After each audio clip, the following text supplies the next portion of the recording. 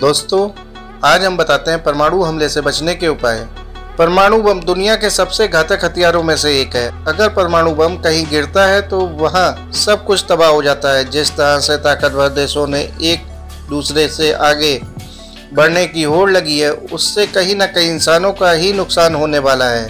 क्योंकि अगर भविष्य में कहीं विश्व युद्ध हुआ तो परमाणु बम का भी प्रयोग में लाए जाएंगे, जिससे बहुत लोगों की जिंदगी में खतरा मंडरा रहा है। हम सभी को पता है कि परमाणु बम का हमला एक बार हो चुका है और यह हमला अमेरिका ने द्वितीय विश्व युद्ध के दौरान अगस्त 1945 को जापान के दो शहरों हिरोशिमा और नागासाकी में किया था। ये दोनों शहर पूरी तरह से बर्बाद हो गए थे। लेकिन आपको जानकर हैरानी होगी कि जिस जगह परमाणु बम गिरे थे, वहाँ के कई बच्चे आज भी विकलांग पैदा हो रहे हैं। हम सभी तो यही चाहते हैं कि भविष्य में कभी भी परमाणु बम का उपयोग ना हो, लेकिन फिर भी हम सभी को इससे बचने के उपाय जान लेना ही चाहिए। अगर परमाणु हमला होने की आशंका हो जाती है तो देश के बड़े नेता सेना और बंकर में शरण ले सकते हैं। वहीं शहर के लोग अंडरग्राउंड मेट्रो का सहारा ले सकते हैं, लेकिन इसके चांस भी बहुत कम है क्योंकि अंडरग्राउंड मेट्रो हर शहर में नहीं है। जहां परमाणु बम गिरता है वहां के लोगों का बचना असंभव है, लेकिन अगर आप परमाणु केंद्र से कई किलोमीटर दूरी पर हैं तो आप बच सकते हैं। इसलिए आपको परमाणु हमले से बचने के उपाय पता होने चाहिए।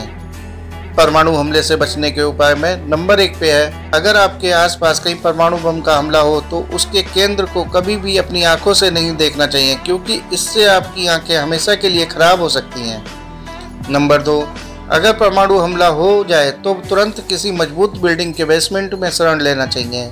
नंबर 3, हमले की स्थिति में अगर किसी के पास रेडियो है तो उसे अपने साथ रखना चाहिए, क्योंकि परमाणु हमले में सब कुछ खत्म हो जाता है, लेकिन जो राहत कार्य की पहली खबर मिलती है वो पहले रेडियो से ही मिलती है।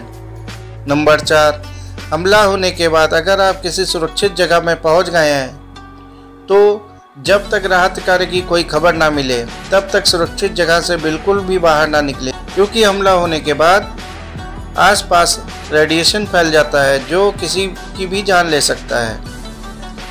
नंबर 5, अगर किसी पर रेडिएशन का असर हो गया है तो उस पर लगातार खून की उल्टी होना, मितली आना, चक्कर आना, डायरिया का होना, सर दर्द होना या बुखार होना, कमजोरी बने रहना, बाल उड़ जाना जैसे लक्षण दिखाई देंगे।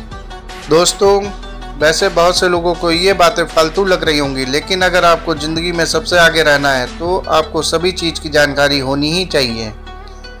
दोस्तों, आशा करता हूँ आपको ये जानकारी अच्छी लगी होगी। अगर अच्छी लगी है तो चैनल को लाइक करिए, सब्सक्राइब करिए। धन्यवाद।